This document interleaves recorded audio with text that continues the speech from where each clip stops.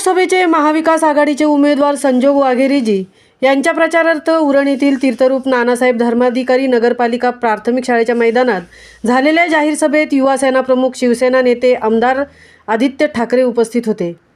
यावेळी आजपासून आपल्याला प्रत्येकाच्या मनात एकच चिन्ह असायला हवं, मशाल, आणि या मशालीनेच भाजपाला तडीपार करायचं आहे असा निर्धार आदित्यजींनी जनतेसमक्ष केला।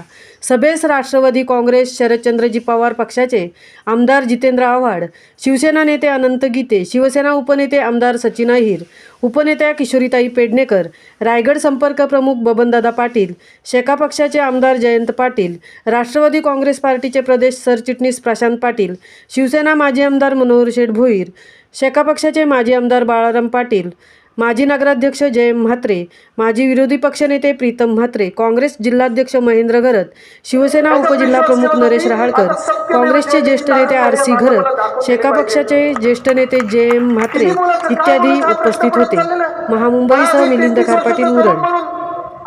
याच्यात विश्वास ठेवत होती, आता सत्यमेव जयतेची ताकद काही या भाजपला दाखवून दिली पाहिजे। किती बोलायचं, काय बोलायचं हा प्रश्न पडत चाललेला।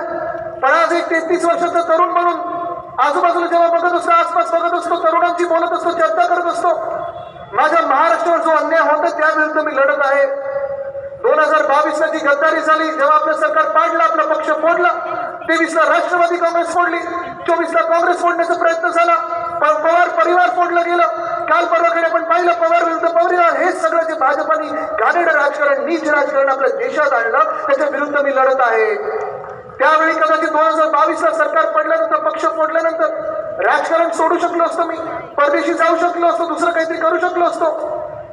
पण मी शपथ घेतलेली आहे की मी माझ्या महाराष्ट्रासाठी लढणार, म्हणजे लढणार आणि जिंकणारच।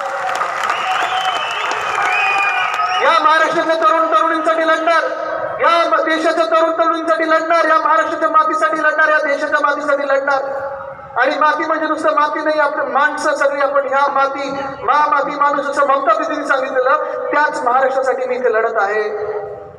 आज आपण पाहत आहोत जे देशातली परिस्थिती सांगतो, चला महाराष्ट्रातल्या परिस्थितीची आढावा घेऊया, 5-7 मिनिटात घेऊया, फटाफट जाऊया।